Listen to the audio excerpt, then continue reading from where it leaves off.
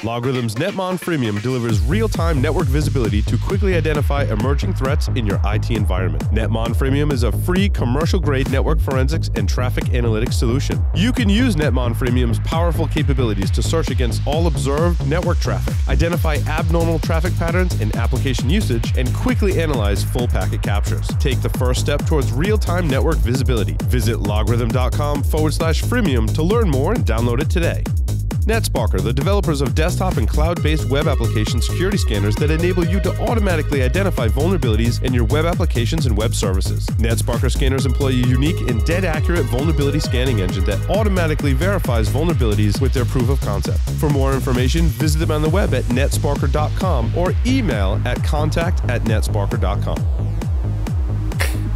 Welcome back, everyone, to Paul's Security Weekly.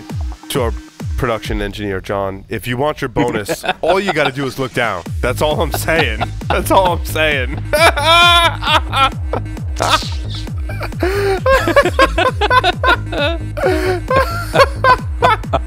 I know how these battles have gone. Oh, it's ugly. Between Mike Poor and Joshua Wright. Oh, God, dude, I suck at this game. Like, really bad. I'm like, what? What's on your shorts? Ah! God damn it! That's before I really knew we were playing this game. In my own defense, like, I didn't know it was on. Now it's on. Right. Like Donkey Kong. I did get you with the Ethernet cable. That was like my first one, too. It's all downhill from there. Beginner's luck. Oh, boy.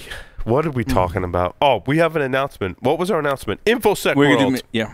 Are you coming to InfoSec World, Michael? I think it's gone from I wasn't going to be there this year to Paul's like, you're totally coming. You notice that every time I ask you about it, it's on the show in front of our audience. Yeah, no, I've already basically marked it off on my calendar. Spot.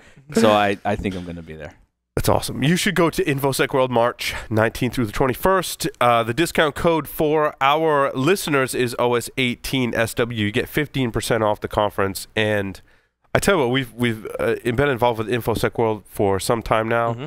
I really love it. Larry, one of my goals is to get you to InfoSec World. I was on the advisory board approving talks as well. So you totally blew it. Should have submitted a talk. Blew it. I probably would have voted for it, although people that I knew I had to disclose, like, I know this person, like, I'm friends with this person. Yep. You should be like, Larry, the name seems familiar. Seems familiar. I heard of this guy. Did he put a picture with it? Yeah. Yeah. I might know him. I don't know, but it's great. He seems great. Dave Kennedy's going to be there, and it was interesting when I got to his section, I had to vote on his talk. I had to disclose. I know Dave. I think I actually put in there, we've jumped on the bed naked together. I had to put some context around the relationship. And he knows Dave well, not Dave. Biblically, even. Yes. Yikes. Anyway, you should go to InfoSec World.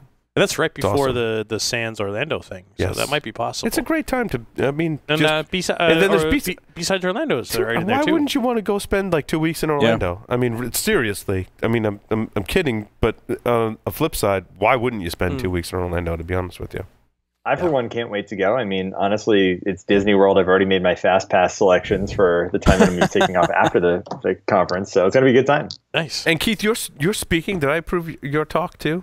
In fact, you did, yes. So Mark Arnold as well was someone else who I think brought that forward. And then, of course, you had to disclose that, well, we happen to know each other. So I'm like, yes, I know. I met him one time. That was before Keith was a full-on host of one of our other programs on the network, Application Security Weekly, which we're recording tomorrow. You should tune into that. And I tell you what, the social media is like a buzz with his new show. People are so excited. And Keith and I were just like, look, like this is an important issue.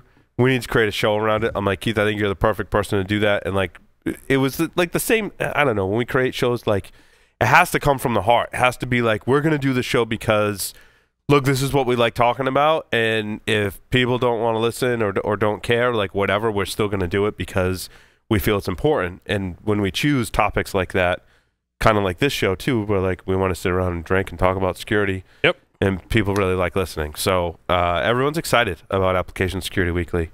Who's our guest for tomorrow? Matthias Madhu talking about Secure Code Warrior, which is going to be really awesome. And honestly, one of the cool things that I found is I've had a number of CTOs and developers reach out to me as a result of listening to that program, which is an audience that, quite frankly, we need to have included in this whole security debacle. So it's been really quite a lot of fun, both producing the show, but also, of course, speaking with those individuals. Matthias is also a speaker at InfoSec World, says the voices in my head. And now I do remember approving his talk. I had the same voices. Well. That's crazy. It's crazy, right? I told you we share a brain. And since we share a brain, we share the same voices in our head. That's fucking disturbing. It is disturbing. If I hear those same voices when I go home, I'm calling you guys. I want. We need a seance or something, right there, Larry? Yeah. I want to talk about the bind vulnerability. I had an interesting take on this. Software like DNS that runs the internet, I think we should be, I don't know if we're shocked and horrified enough that it has some of those same old kind of, I called them crufty open source vulnerabilities. The ones that have been introduced several years ago. I know that this particular one in bind was 9.9.9. I couldn't, now Keith, do you know when that was released? Because I couldn't easily figure out when exactly 9.9.9 was actually released. I don't want to say it's terribly long ago. That's when, according to the vulnerability reports, that's the oldest version that is affected by this particular vulnerability. I couldn't pinpoint exactly when it was released. But I call release notes on that show April 28th of 2016 for 9.9.9, but the actual disclosure from the register, which is the link in the show notes, shows back to 9.0. Okay. It's actually all the way back to that. So, and 9.0 is at least 3 years before that. When did 9? No, before that. Bind right? 9 came out in 2000. Okay. Yes. So looking at the article here, released in 2000. So yeah, and I think I did see something that said it was a 17-year-old vulnerability. Well, I had trouble verifying that. No, that's math, right? Yeah, because that's math. The interesting thing I think about this is what's going to happen as a result of when researchers, especially in the bug bounty world, start to get a hold of this and recognize companies that have open DNS or DNS that is going to be exploitable as a result of this vulnerability. This is something like $1,000 bug based on the bug crowd vulnerability rating taxonomy, which is going to be a good payday for those bug bounty hunters out there that are looking for quick, easy wins. This is one where it's a trivially exploitable denial of service. So, and is it confirmed to only be a denial of service vulnerability? Currently, yes. Yes, that's at least currently, as Larry said. Yeah, I find it interesting that the code that's been there forever, I think even security professionals tend to think that, well, if it's been around for 17 years, clearly, like if someone was going to find vulnerabilities in it, someone would have found a vulnerability in it by now and disclosed it, and therefore, by default, because of its age, it should be more secure than newer software coming out. I think the trends that we've seen, and certainly doing this show for going on our 14th year, that's just not the case. And that, to me, that's kind of scary. This one kind of scary. Right now, this is the current trend in vulnerabilities seems like Age of Empires type of thing, meaning we're looking at vulnerabilities that have been in code for 20, 17, 15, 10 years that no one's caught, and now are like, holy shit, what had just happened? You know what could lead to this problem, though, if you think about it? How many computers were connected in 2000? These things we call phones these days didn't exist until, 2006, 2007? So to the extent that this was a use after free bug, where effectively as it's doing cleanup or it's doing an improper sequencing of cleanup routines, to the extent that wasn't really an issue, because guess what? There wasn't a whole lot of things on the network to clean up. So the computing power had the ability to keep up with those routines and probably what was a proper sequence. As things like chipsets get faster and memory gets faster and more devices exist on the network, these kind of flaws that exist that are effectively race conditions, for lack of a better term, are going to start popping out. It's way more insightful than what I had just for the record. Yeah, no, that sounded no. Don't be sorry. It sounded really recent because I was actually going to say what makes you sadder, and this is a serious question. Are you sad that these things are happening? Because I think Keith gave us some insights there. Or is it more sad like, well, that's probably not a fair hypothesis? And I don't mean that facetious. I mean, like, if our hypothesis is if it's been around, maybe that means I don't need to take a look at it. And that's not true in terms of protocols and everything else. Then it's almost like, well, then where else is that true in our environments? And then if we that was the scary part for me is where else is true. Is that true? Yep. Yeah, but I'm going just even beyond the code. You know, you and I talked about this the other day. We have so much stuff running in our environment. If you say to somebody, okay, well, what's getting you value versus what's not? That we're like, it's still running. Like, leave me alone. And so, but now, so then go back to the code. Like, who had time to go look at that? Whereas, as Keith points out, it was the team. Well, so sorry to cut you off, Michael, but we did the interview with the person, and now I don't remember his name. It was last year, and I'll look it up. But who was in charge of ISC bind development team for a period of time? During that period of time was actually around the 2000-2001 time frame, which was around the same time that I was researching a bind vulnerability associated with TSIG. And I was like, wait, you did it during that time? And actually went into, like, yeah, how they cleaned up the code and were actually paying attention to security. And that's like a double whammy for me. Not only has it been around for some time, but there was a really smart person running the team and really smart people on the team. And we're still finding vulnerabilities in it. But this is an anecdotal thing. So those of you that are better at, more experienced in the development, maybe could disagree with this. But I remember hearing this story from somebody that said that in one of their classes, they spent like the first semester creating the program, and I think they were restricted to, I want to say, 1,000 lines of code, and they had to put like 5 bugs in it. So we weren't even talking malicious. The second half of the semester was they had to swap with another group, and they had to find the 5 bugs. And he said like almost nobody could do it, and it was only 1,000 lines. Now I might have it wrong. It might have been 10,000 lines, but it was. But that even seems big. It wasn't. No, 1,000 lines would probably be a good. The point was. Keith, would you agree? Is that a good number of lines of code for that exercise? I mean, it depends on if you're including white space and comments and things like that, right? 1,000 lines of sheer code, yeah, that could get a little interesting if you're working on that in a semester. Not overwhelming by any stretch of the imagination, but 1,000 lines of code with comments and white space. Nah, that's easy. And what's always stuck out of me though is that so you can intentionally put something in there, tell somebody else there's 5, go find them, good luck, and it's like okay. So I guess like the point is if they come in and they're trying to clean the code up, and we know that writing the code properly and getting it to work. I mean, we talked before about commenting and how it's kind of like don't touch this. Yeah, like I don't know why it works. I've read that comment more than once. So. I guess what I'm saying is I'm not terribly surprised by it, but I think it's a good question then just to say, so how many times should we look? Or if it's something this important, should we be looking more? I guess, and Keith, isn't that, I guess, at some level the purpose of the bug bounties? Exactly. That's the whole point of it is to say, look, at some point your tooling is not going to meet either modern frameworks and libraries that are coming out faster than the companies can write checks for them. But at the same time, it's all of those logic flaws that you otherwise aren't going to see executed out of order unless someone forces it to execute out of order.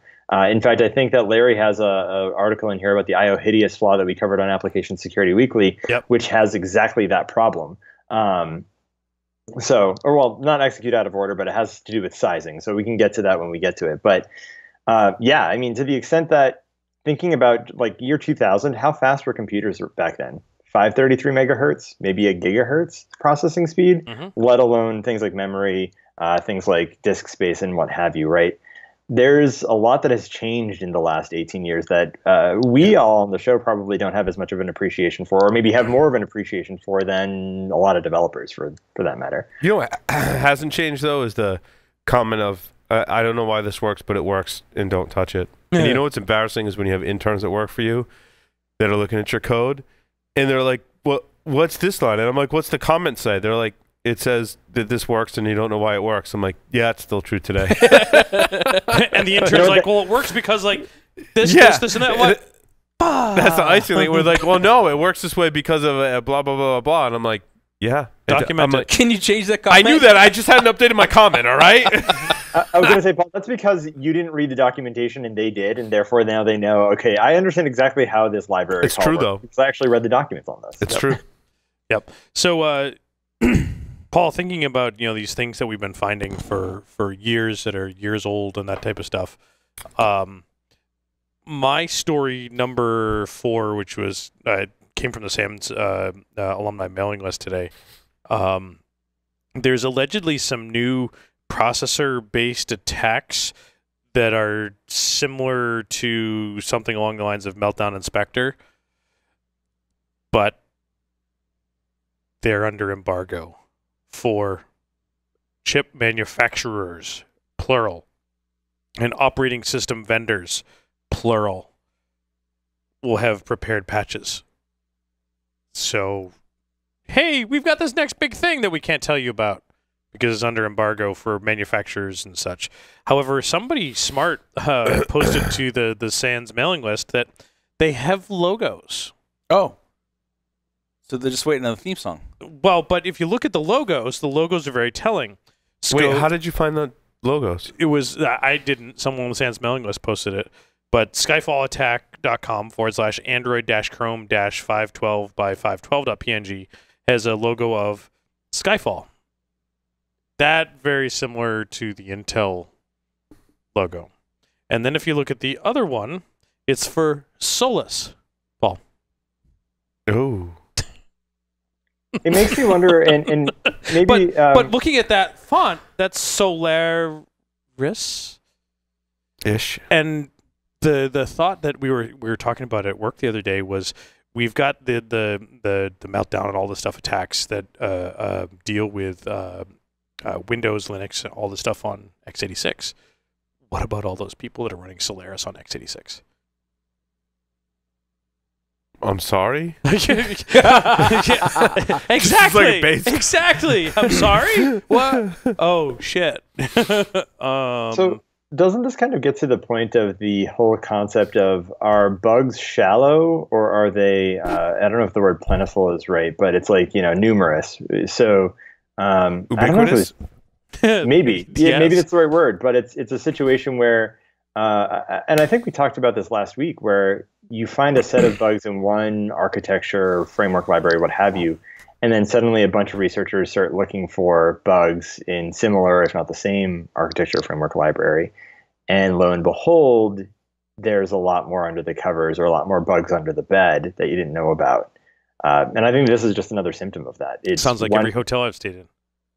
There you go. What? Except they're in the bed. Exactly, or under the bed. In the mattress. See, you should come on Paul's Security Weekly more often, Michael. I forgot how much fun you guys are. We're a bunch of fun guy. Funny, drunk, and interesting sometimes. Well, I'll be back in 2 weeks. That's awesome. Awesome. Yeah, I grew up in the Northeast and then said, well, this is too cold. I don't like the snow. Moved south, and it snowed the day after I came up. Yep. It was like a big thank you. Yeah, I didn't think it was that bad. I'm excited about more processor attacks because it gives us stuff to talk about, which is great. Speaking of bugs under the bed, what do you guys think of the new text bomb Apple bug?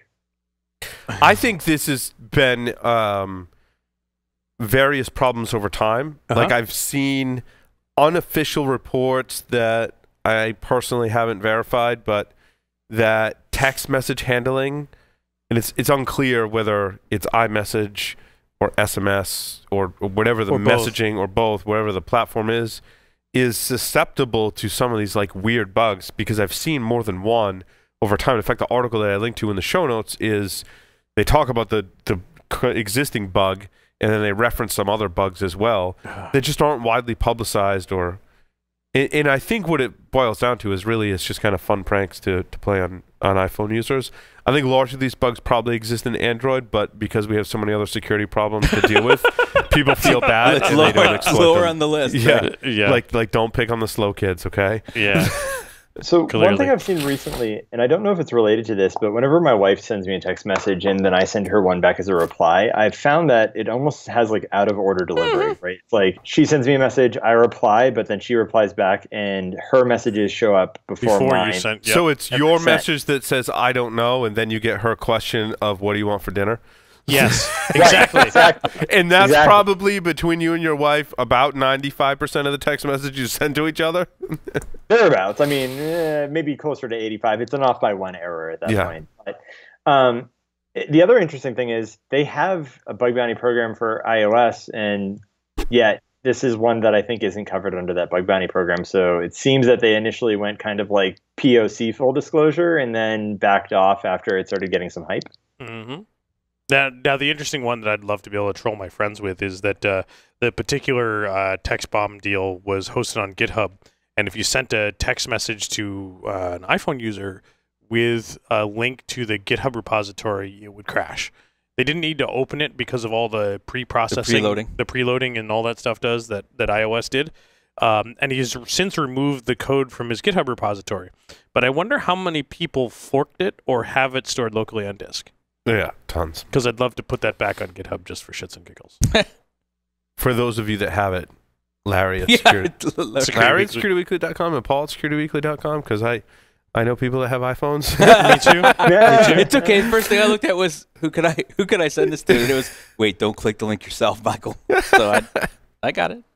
So, and from what I understand with this as well, it could actually cause phones to reboot, not dissimilar to the Intel problems that are happening as a result of the Meltdown inspector bugs, if I'm not mistaken. That's our segue A of the day right there. Mm-hmm. That was nice. And there are some Meltdown we must have a story about Meltdown inspector. Yeah, you did. It's your story number 3. Keith walked us right into it. Oh, and because and this was really just kind of when I was like saving for last, but we can talk about it now. Yep. I mean, basically, we know that vulnerabilities are going to come out and they're going to get fixed. And if the patches are botched, like we're going to see improved patches. Like it's just the nature of things. So I don't think this is really news. I'm like, of course, Intel's going to fix the issue because it's already been an issue that they're addressing.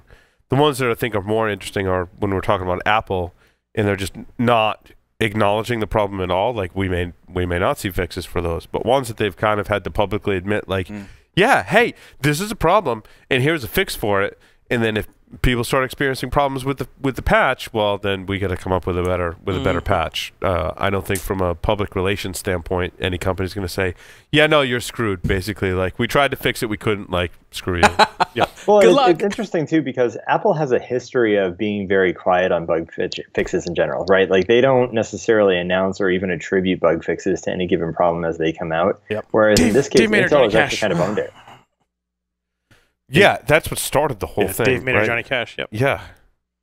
Yep. And the other thing as well, which is interesting, is Intel's bug from a programming perspective, right? Like, can you imagine how hard it is to replicate crashes on occasion based on so many thousands of computers that are crashing as a result of the fix? Like, can you imagine the debugging process that they had to go through to figure out what was causing that crash? Well, no, because they don't. And like Apple has their own issues where they're so quiet about vulnerabilities and they're just like whatever. Like, yeah, this was a problem and yeah, we fixed it. Like, don't ask us any questions, right? Like. It's kind of like the contractor that comes to your house and like fixes that weird issue. Like, I don't know, I just fixed it. Like, don't ask any questions. But with Intel, it's kind of interesting because they will say, yeah, this is an issue, and by the way, go talk to your motherboard manufacturer or go talk to the manufacturer that made your server. Like it's their problem to implement the fix or fix it. And Intel totally just passes the buck. I mean, Microsoft's done that recently too. They've certainly passed the buck with this specific instance and come out and said like, oh, AMD, like their documentation sucked and that's why we had the vulnerability. Yep. Now, the other one that I think that's kind of interesting, and I completely missed the story, and I saw it, and I was like, holy crap. It was somebody along the lines of, like, Tavis Ormandy. But it wasn't, I don't think it was Tavis. It was somebody along those lines with some street cred that said, it's taken me longer than I thought, but I've managed to weaponize either, I don't remember which one of the two it was, and it's very much a Mimikatz type module in that they were able to leverage Spectre Meltdown to recover passwords from memory from other users and all that stuff. So they've been able to weaponize the attack already.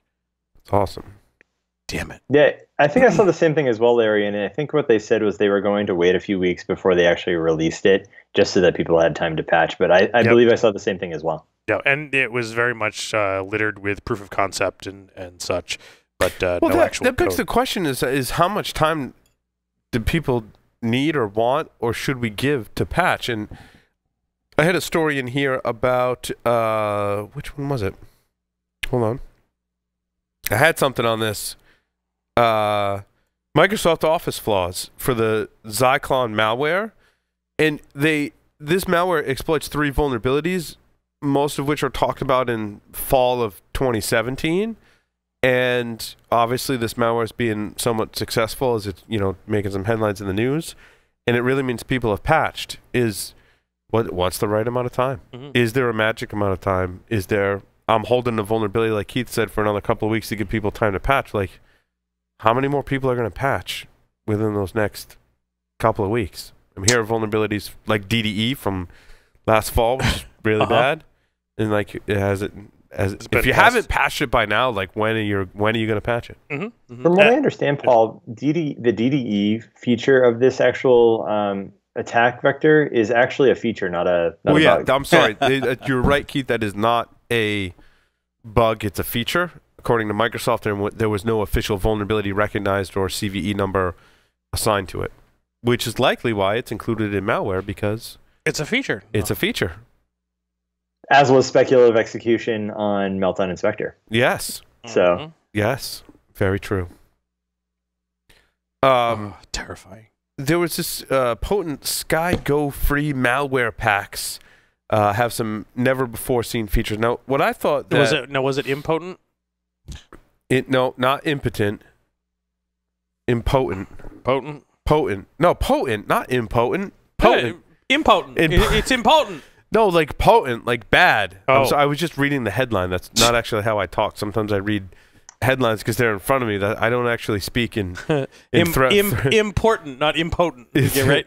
No, potent. It's called Sky Go free malware. What's interesting was the way they discovered this malware was there was an Italian firm that was infected and did the analysis of it in a very similar organization to Hacking Team. Mm. And I'm sure they're under scrutiny, right? I'm trying to figure it's in here somewhere in the... The really interesting things about this as well is it seemed to follow the same sort of police state functionality that you saw from some of the Hacking Team software. So, for example, it had the ability to go ahead and basically turn on the microphone when an infected device was in a specific location. It could steal WhatsApp messages through accessibility services. And let's face it, whenever somebody installs an app, they allow all accessibility services, even though they might not need them. And then, of course, the ability to connect to infected devices or connect infected devices to Wi-Fi networks controlled by potential criminals, which I thought was all very interesting, especially the turning on the microphone when you're in a specific location. I could definitely see police using that sort of thing to say they're in a bad neighborhood, turn on their microphone. Mm-hmm. They're in a suspected drug house. Turn on the microphone. Yeah, so it traced back to this Italian company that was just like Hacking Team. Did Hacking Team go out of business? I'm not sure. No. Did they maybe reincorporate to take some of the heat off? That is a really good question. They did not go out of business as far as I understand. In fact, if I recall some of the articles that I think were covered on this show late last year, maybe even mid last year, they were starting to make a little bit of a resurgence. But this newer company is basically filling the void that was left after Hacking Team got owned by, was it Phineas Fisher? Mm-hmm. I think so. Yep. But it begs the question, because Hacking Team got breached, and what if this new Italian firm gets breached? What I started thinking about was security companies, especially ones that are offering professional services or services like Hacking Team and whatever that new company was.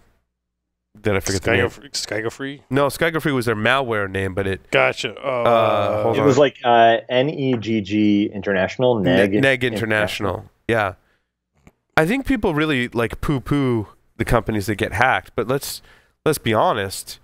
They're not making money securing themselves. Sure, it's a protection like insurance to make sure that they don't get breached, and probably pretty important for them. Of course, it's probably pretty important for a hacking team, but they got breached.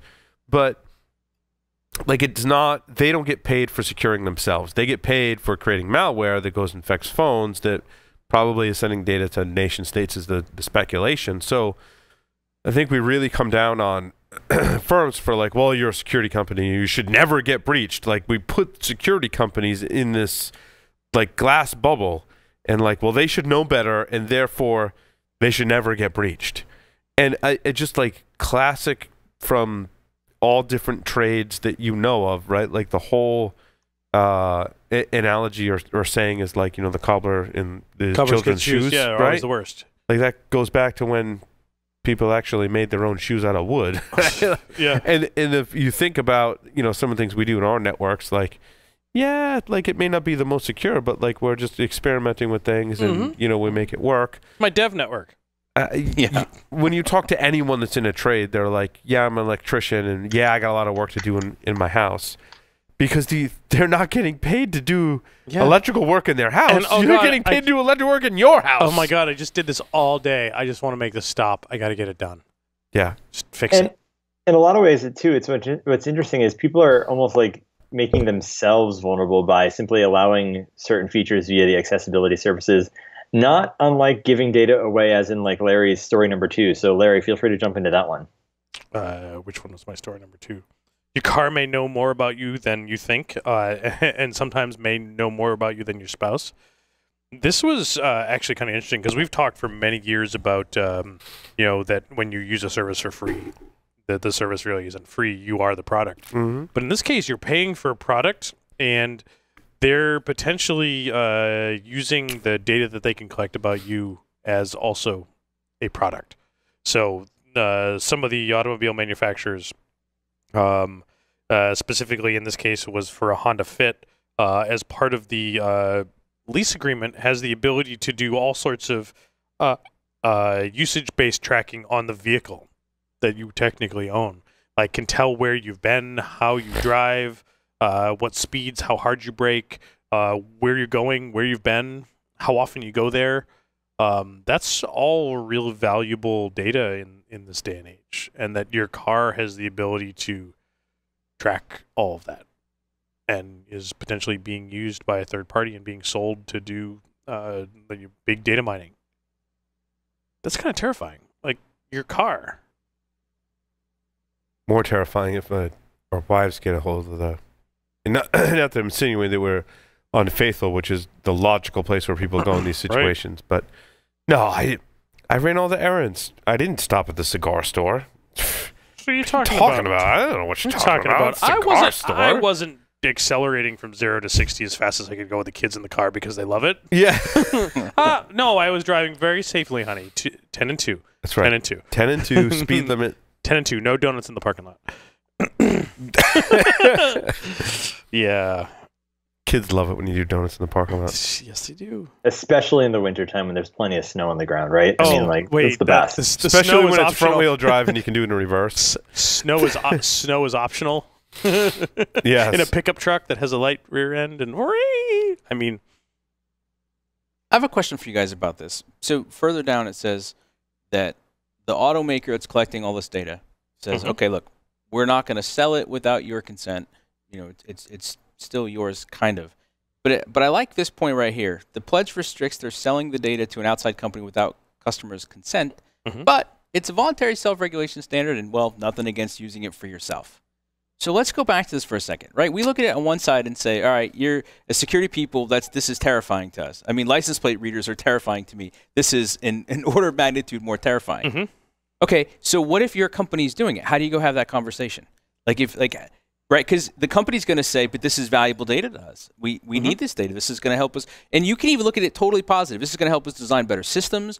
We're going to understand usage so I can design it to be safer. This stuff is all great. Great. So now you're in security. How do you go have that conversation about, yeah, but maybe this is too much. Maybe now this makes us a bigger target. this is the kind of information somebody else wants. You know, my fear is all it takes is for some executive leadership to change, and it was a Honda. Yeah. And say, well, you know what? Hey, push out a new EULA to all the users of our cars, or the owners of our cars, and just have them accept a new EULA that says we can sell the data. And what are you going to do when you get in your car? Do you want to update firmware? Yes. Yeah. Do you want to read the new EULA before? I gotta get to work. And that's exactly right. You're in your car, and you're like, I just want to listen to my audiobooks or podcast or whatever, and use the navigation system or whatever. Yes, I accept. Yep. And then this becomes an interesting thing that knowing this going into potentially buying a new car, and it's going to be a really hard argument to have because the dealerships are not the ones that really make any decision. It's like, well, great. How much is my data actually worth to you over the lifetime of this vehicle? $15,000, great.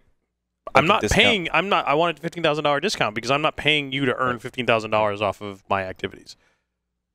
It's probably not $15,000. To get back to Michael's question, which we didn't answer, which was, how do you have that conversation with senior executives and say, yeah, I understand there's benefits there, but there's some privacy concerns. What if you get? I was just going to say, breached? Keith, what if you get breached? That's a good point, Keith. But if you're in IT and/or security, and your senior executives didn't ask that question, that could be a red flag. Red flag. Mm-hmm. For example, what's the downside of us having this? When I was at Tenable, we would have conversations about, have the software. It'd be, what could we collect for interesting telemetry?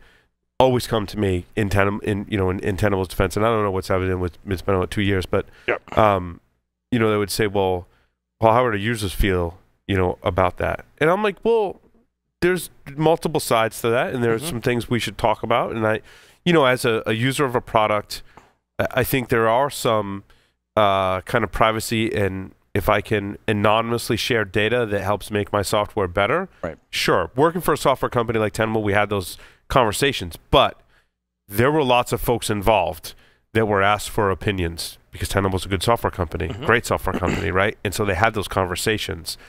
If you're Honda and maybe they're not having those conversations with you and you bring it up, that could be ugly. I mean, in some of these cases, I don't know about Honda specific, but the security team's not even part of those conversations, right?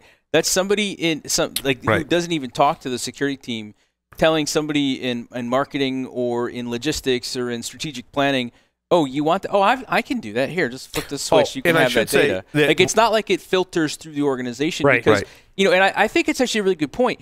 How often when we ask about what can go right, do we ask what can go wrong? I mean, in security, I almost feel like sometimes we need to remember things can go right. But from an organization perspective, like it might be interesting instead of talking about security, just to say to people, hey, if you ever want to look at the other side of it, or if you ever want somebody to help you, brainstorm what could go wrong. I'm not saying I'm negative all the time, but I know how to think that way, and I'd be happy to help out. Because at least they can make better decisions, right? Right. I also just want to say, when I was at Tenable, we never did that to my knowledge in the conversations that I had. And it was always interesting to me because I can see Honda's point and to your point too. Like, what if you're a vulnerability scanning vendor and you want to know, like, what kind of vulnerabilities are people finding? What are the checks that are firing the most, right? Like, I mean, Keith, you were for Rapid7. Like, that's kind of a logical question. And then you're like, well, that's really cool. And then you put your security and privacy hat on. And you're like, oh, goddamn, no. Right. Maybe it's an opt-in. Maybe, exactly. Yep. And to Michael's point, I think something very interesting that I've talked about for years is that security should not be a function that is there to say, oh my God, security issue, no. Right. No, it should be very much a, oh my God, yes, but understand that this activity has some certain risk that someone else is going to have to answer for, and it's not going to be me. And let's lay out the whole situation. And if you guys decide to go forward with it, great. That was a conscious decision that was made, as opposed to just, oh God. Right. Not just security vendors or car manufacturers have to deal with, but any software company has to deal with, and we see it all the time.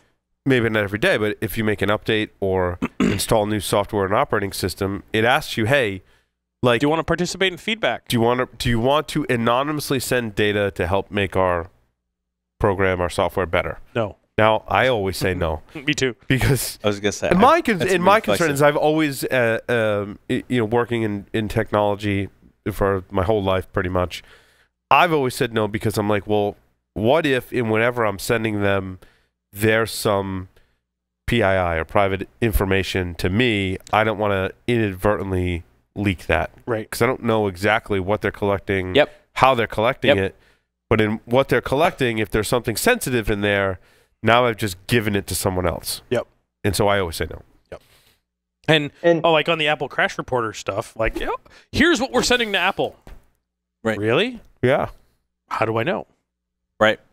Right. You don't. Yeah, and what if it's memory, and what if I've got my passwords in memory? That kind of stuff. Yep. I will say one thing just about auto manufacturers, and I'm sure we probably have other stories you want to move on to, which is, so they had the car hacking village at DEF CON last year. Yep. Bugcrowd was a sponsor of that, and I think Ford gave away a F-150 or something like that. Did. So there Damn it, where was I? I just bought one. Good Lord, I could have won one. I never win anything anyway, so. But there are a number of car manufacturers, including, for example, Tesla, who's a Bugcrowd customer publicly, right? Like that are starting to take this stuff very seriously. So to the extent that as a developer, you have to think about, I'd like to collect this, but what's the risk that I am accepting in storing or using this data later? To Larry's point, right? Like if I get breached, is that PII? Is that something that I now have the potential of getting sued for having collected?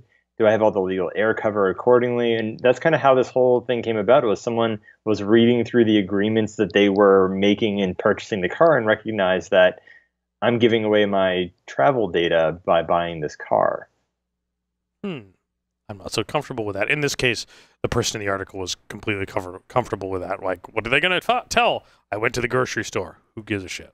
Yeah, but people do this all the time too, Larry. Like if you said, "Oh, you've probably got a lot of PI," well, you wouldn't say, but people who leave their phone lying around, right? It's akin to like the people who used to drive up to the convenience store and the car running, window down, wallet up on the dash. Although I don't know if they were doing it at a convenience store with all, but you see it all the time. And you're like, how? Free car? How do you, anyone? Like, how do you do that?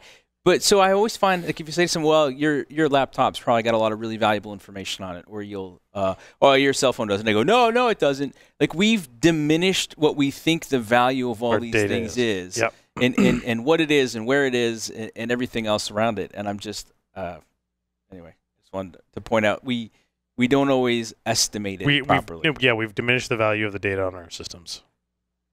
Well, we have, but the rest of the world interested in it has not. Right. Speaking of big software companies that are doing kind of scary things, YouTube has come out and restricted the YouTube channels that can basically monetize and run ads. Yep. You have to have a lifetime of 12,000 hours of collective views. Jeez. Just to put that in perspective, we recreated our YouTube channel when we did our name change. Yep. 2014, 4 years ago. Mm-hmm. And since that time, we have not qualified for YouTube's partner program, which means we can't run ads, which we never did anyway on our YouTube channel because we already have ads from our sponsors that we love. Right. and want our listeners to love as well because we hand select them and work with awesome security vendors. But 4 years. 4 years, we haven't reached that threshold, which goes to show you, like, basically, they're not looking at people like us or similar channels. Right. And God forbid you've got a great idea. You want to create a new business and a new channel today. Like, your time to get to 12,000 hours, like, your YouTube is not your source of revenue. I just thought that, and that's not a really security-related story, but it is to the extent that you are very much at the mercy of the provider, and at any time, if you are getting something for free, kind of along your lines, Larry, not really getting it for free, because at any time, that company can change their minds and go, yeah, you know what, you're going to have this restriction, or yeah, you know what, we're kicking you out. Because you're not making money for them. And that's and they're not paying, so if you don't like it, right. Yeah. Go someplace else. Right. The interesting thing about this, too, is they think, from what I can tell, it looks like they went through, or from 10,000 lifetime views to 1,000 subscribers and 4,000 hours watch time within a 12-month period. That's 10 hours of watch time a day, right? how much content do you have to be producing to get 10 hours of watch time a day, which is probably quite a lot depending on the size of the segments you're producing, the number of segments you're producing, and of course how popular you quality, are. Yeah.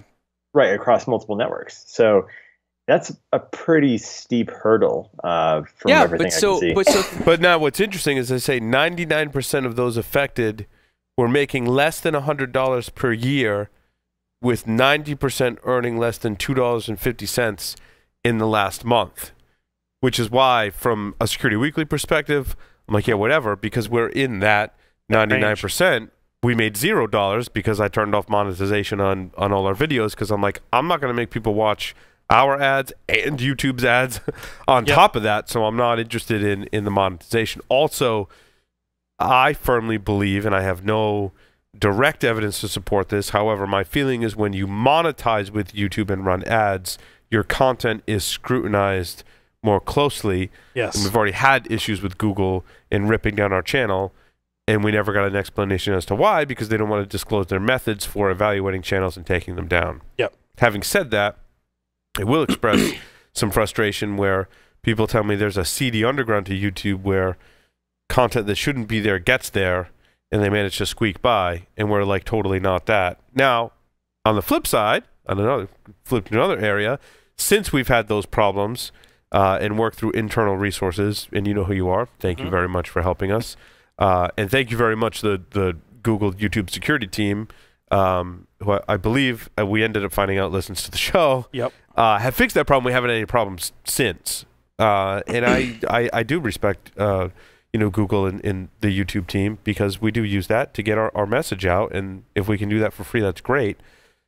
I'm just concerned, given these recent decisions, like they could just decide, yeah, well, if you don't meet this certain threshold, we're just going to turn your channel off altogether to remove the cruft. So I started subscribing to the Adafruit Discord, and one of the guys on one of the channels, off topic, one of the guys has a video channel, and I think it's the EEV blog, so like the Electronic Engineer video blog.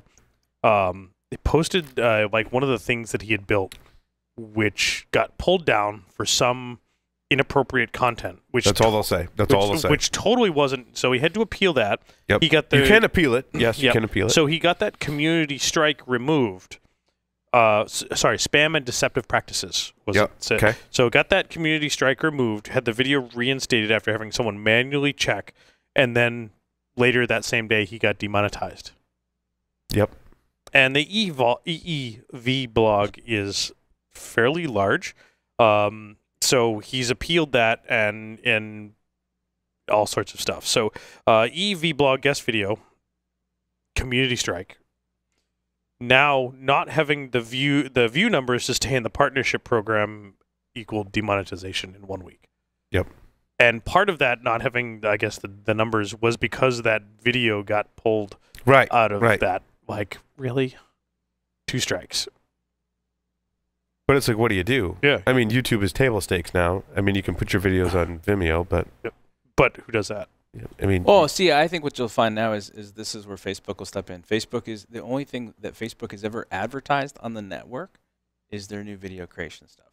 So, I mean, to be fair, this is the kind of thing that if you've been creating exclusively, right? Facebook started their shows, and they started, and if you go look at, you and I joked about it on the demographic. We're like, well, we don't fit anymore. It's not our thing. But, you know, I think it's an interesting point. Now, I've also been sitting here looking at it from Google's perspective. If you're YouTube and you've got to try to show, right, so people, think about confidence. So go on the other side of the equation. If you want to pay to run an ad on YouTube, you want to know then that you're paying for something that's reaching the right people and that can get you some sort of a lift or result for it. Yep. And they're still largely paying CPM, right? So clicks or views per million. So it's all based on that. So they're gonna, when they start digging in and asking questions about the quality and they start measuring how well it's actually working. If you're YouTube, I mean, on one hand, it might be the freeloader problem, but really what they're looking at is the people that are monetizing, like, I need to monetize this. Like, I've got to make money. And if you're not hitting these things, look, you're not getting much of a payout from me anyway. So, no, we're going to change it. So what's the strategy now if you have a new YouTube channel?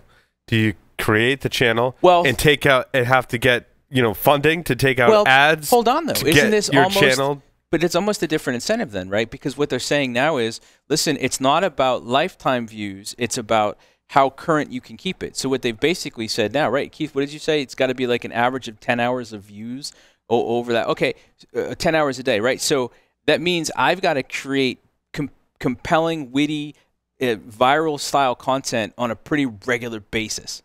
So they're curious now who the hustlers are going to be. Yep. Like I don't see that as a bad thing. I see it as, okay, the constraints have changed. But have you seen who the most popular YouTube channels, Michael? Yeah. Have you seen them? Have you listened?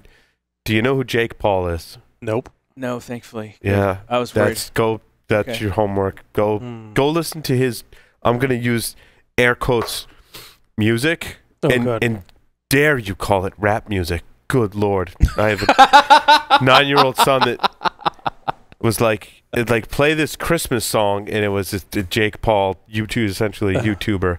And I'm like, dude, what is that? And he's like, oh, no, Dad, it gets better. It's the Gucci Gang. Like, don't go there. And I'm like, all right, stop. Like, we're going to go back. We're having a rap history lesson.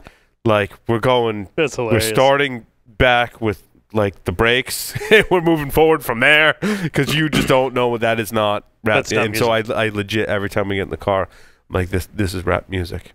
And he's like, Daddy, who's Gangstar? And Big Daddy, I'm like, you just listen. Just listen.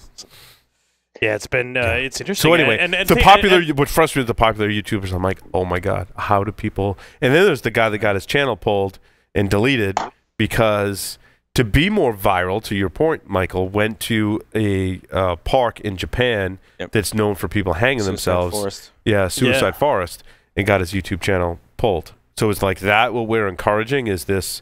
Well, I was gonna say it's the trade-off, right? Is it Logan Paul or Jake Paul?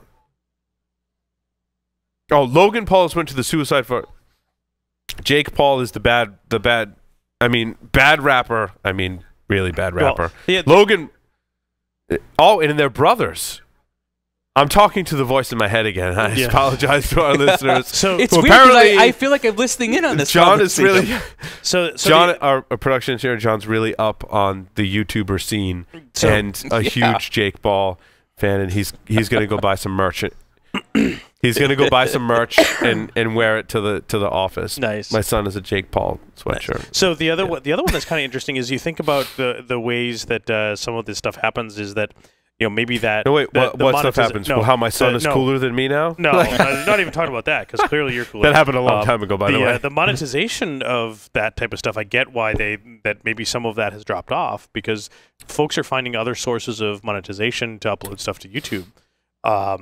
Mike Poor and I were talking about a YouTube channel that I started looking at a little bit just because they have some common interest, but it's outside of something that I do every day. But Mike watches religiously because they have a new video every so many, and their thing is Patreon. Yep. And he's like, oh yeah, these are really cool. I'll throw these guys a couple bucks for the hard work that they're doing on these videos and stuff. And he's thought about it. And he's like, well, yeah, I could do this, and if I do this other thing, I get this other extra bonus supporter thing, and if I do this other thing, I get the other bonus supporter thing. And then he realized, he's like, shit, by the time I get done with this, I'm paying these people $1,000 a year so I can watch their videos of them on their sailboat having adventures with the sailing around all of these places where I want to go. Yeah. And he's like doing the math, and he's like, holy shit, these people earn $1.68 million a year from Patreon. It's pretty good. Yeah. For being on their sailboat, having adventures, and talking about their adventures. Well, I'm sure there's a lot that goes in it. Like, they have costs, cameras and camera crew. No camera crew. They do it all themselves. Yeah, selfie sticks. Yeah, seriously. And to take it full circle too, I think that I would not be surprised if if Facebook comes out with a play for this in some way, because they've lost something like 5% market share or 5% of stock value as a result of their recent decision to turn around who they suggest you friend on their network. So now it's like friends and family as opposed to, people that you might otherwise know through work and what have you. And so I'd be really interested to see what Facebook decides to do as a result of this change on the YouTube side. Yeah, videos. The people are going to keep competing on video. You know, video killed the radio star. But the other part to it too is that I think the broader question, like when you talk, Paul, about ending free stuff, I think that's their lure to get people in, so they're not going to end it. I think they're just concentrating where they can drive their revenue. Yeah. But there does come a point at which they've got to take a look at it, right? So it's just it's interesting. So then that means that there's a security angle to it too that says, have you thought those things through? Do you have copies of the videos? If YouTube suddenly went away and you went to a paid service, right? It's kind of like backups and everything else. But I think we've been through that with Blip TV. They actually went out of business. I remember that.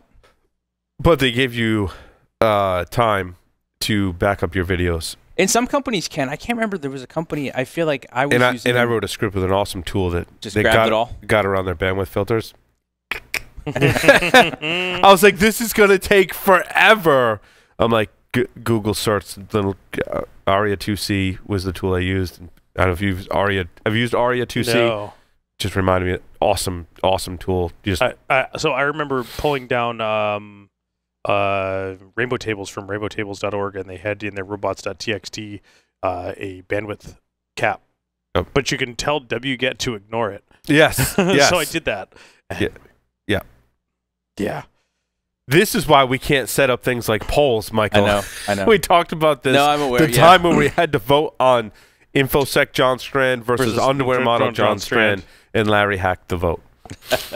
Yeah. That's not what they meant by hack the vote, Larry. Sorry. Burp has this really neat feature where you can export query to Perl or to Bash shell script and then put it in a loop. Let it run. Sorry. Sorry, not sorry, right? Yeah, sorry, not sorry. I was telling Michael, it wasn't a popular vote. It was a Larry vote. It was whatever Larry wanted to vote on, that was winning. It was a Larry vote. And we just got to find out what Larry thought, which, I mean, we could have just asked Larry, I guess. Do you know how more fun do you know how many cutest baby contests I've won? Not even submitting a damn baby. There's a picture of my cat. Alrighty. You don't even have a cat. With that, we're going to wrap things up. Thank you, everyone, for listening and watching to this edition of Paul's Security Weekly. Larry, take us out. Over and